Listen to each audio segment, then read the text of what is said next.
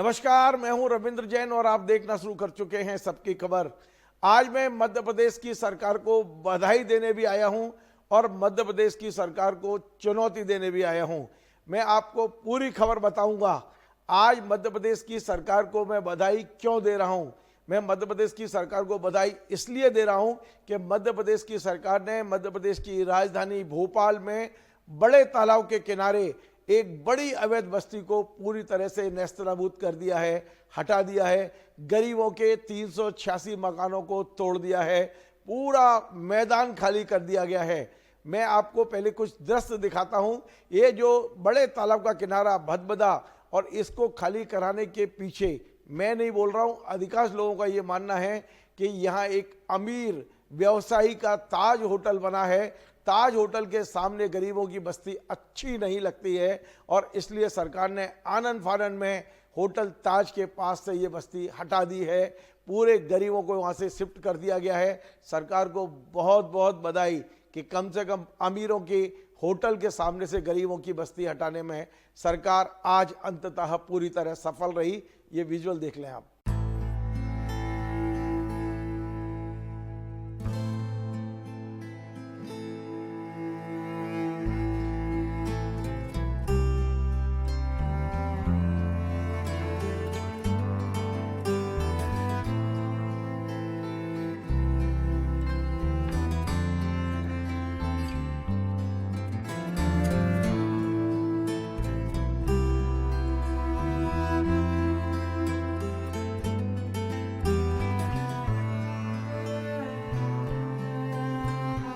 तो आपने देखा ये 386 मकान लंबे समय से करीब 15 से 20 साल से बने हुए थे।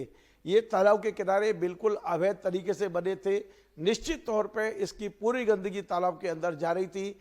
एनजीटी का आदेश था कि इसे यहाँ से हटाया जाना चाहिए, लेकिन ये बात भी सच है कि एनजीटी ने अकेले इस बस्ती को हटाने का आदेश नहीं दिया था। एनजीटी की जो सूची थी वो पूरा कलियासोत जो नदी बहती है उसके दोनों किनारों पर 40-40 मीटर जितना भी अवैध निर्माण हुआ है पूरे हटाने के आदेश दिए थे, लेकिन सरकार को जो करना है उतना ही दिखता है। सरकार को ये बस्ती उनके आंखों में खटकने लगी और इसे हटा दिया गया है। निश्चित तौर पे मैं सरकार को बधाई देता हूँ, अच्छा किया। कम से कम एक बस्ती तो तालाब के किनारे से आपने हटाई, लेकिन सबसे बड़ा दोष यहाँ रहने वालों का था कि ये लोग गरीब थे। अब मैं सरकार को एक चुनौती दे रहा हूं, आप सबके माध्यम से चुनौती दे रहा हूं।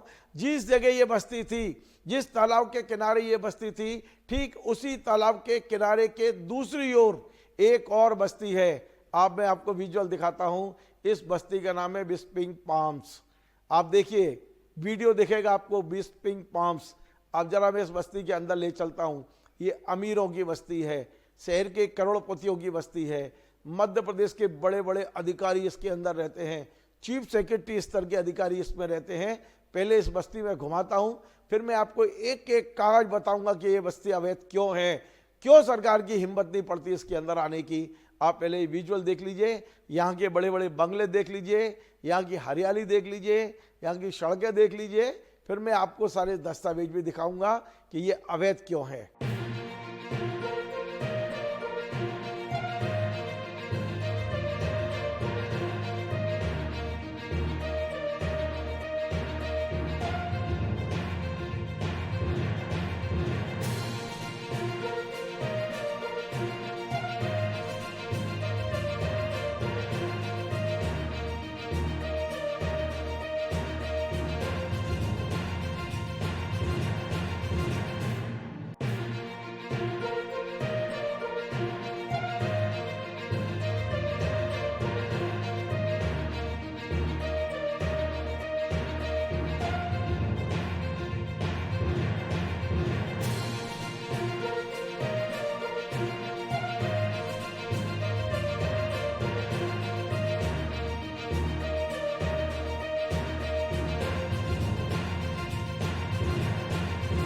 आपने देखा ये बिस्पिंग पाम्स है।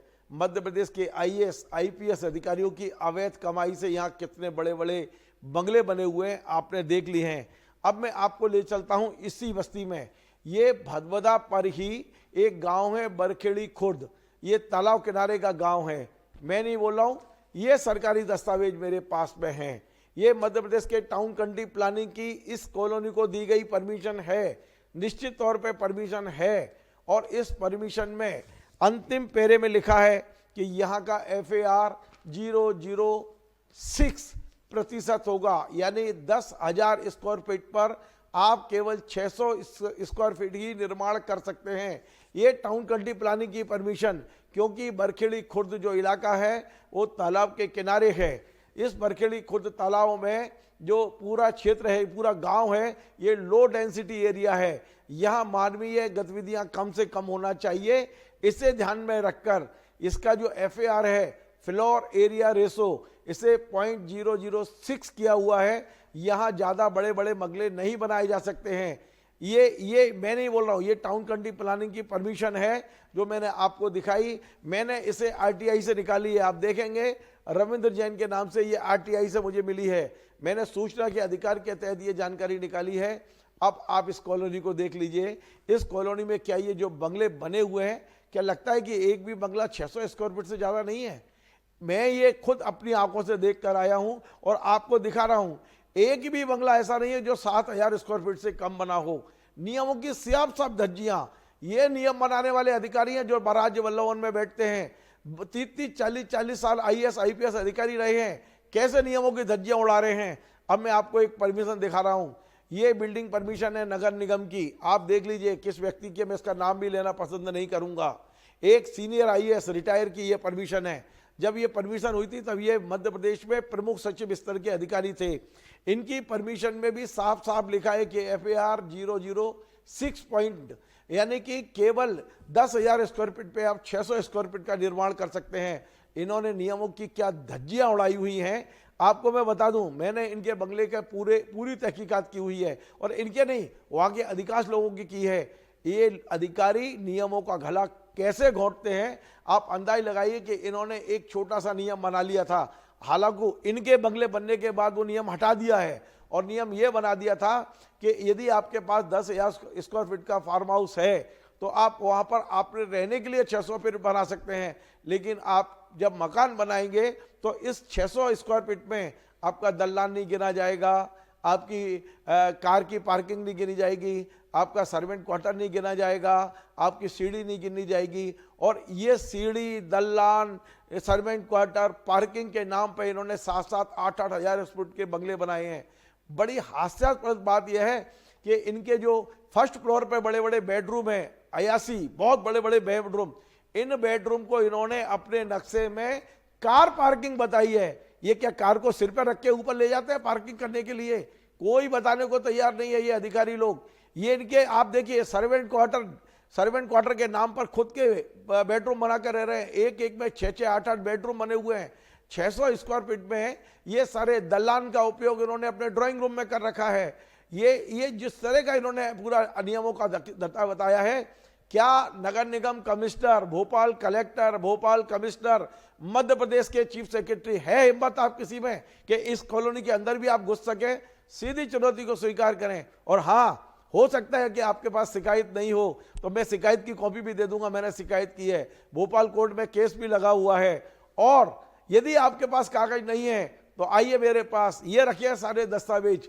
लेकिन आपको गरीब की झुग्गी दिखती है, बड़े बड़े होटल के सामने आप झुग्गी हटा सकते हैं, लेकिन आप इन अमीरों की बस्ती नहीं हटा पाओगे, आप में हिम्मत नहीं है। तो मैं सिर्फ यही दिखाना चाहता हूं कि सरकार एक है लेकिन सरकार के नियम दो हैं। सरकार की सुविधा के अनुसार नियमों का पालन किया जा रहा है। हम कहते रहेंगे, बोलते रहेंगे, हमें पता है कि हमारी आवाज कोई सुनने वाला नहीं है, फिर भी हमारा दायित्व है, हम इस बात को कहते रहेंगे, गलत को गलत और सही को सही कहते रहेंगे। हमने सरकार को बधाई दे दी है, आपने गरीबों के 386 मकान उजाड़ दिए, आपको बहुत बहुत बधाई। लेकिन हमारी चुनौती स्वीकार कर लें। आइए बिस्पिंग पाम्स में जो अवैध निर्माण है, यदि है हिम्मत तो तोड़ के दिखाइए, अपने बुलडोजर का मुख जरा मोड़ के तो दिखाइए, पूरी सरकार हिल जाएगी इन अधिकारियों की वजह से। और यही कारण है कि सरकार देखते हुए भी, जानते हुए भी, समझते हुए भी उसकी तरफ कार्रवाई करने को तैयार नहीं है। मत करिए, कोई बात नहीं है, आज नहीं तो कल कोर्ट जाएंगे, हाई कोर्ट जाएंगे, सुप्रीम कोर्ट जाएंगे, कोशिश पूरी जारी रहेगी। लेकिन इस लड़ाई को हम भी अपने जितनी शरीर में हिम्मत है इसे लड़ते रहेंगे। अमीर और गरीबों की इस खाई को हम भी कोशिश करेंगे कि जितना पाट सकते हैं पाटें। यदि गरीबों के साथ के घर पे बुलडोजर पहुंच सकता है तो हम कभी ना कभी इन अमीरों के लिए बंगलों तक भी बुलडोजर पहुंचाने की कोशिश करेंगे। आपको हमारा कार्यक्रम पसंद आए, इसे शेयर करें, लाइक करें, कमेंट करें और आपसे बार बार निवेदन है हमारे इस चैनल को सब्सक्राइब अवश्य करें। धन्यवाद।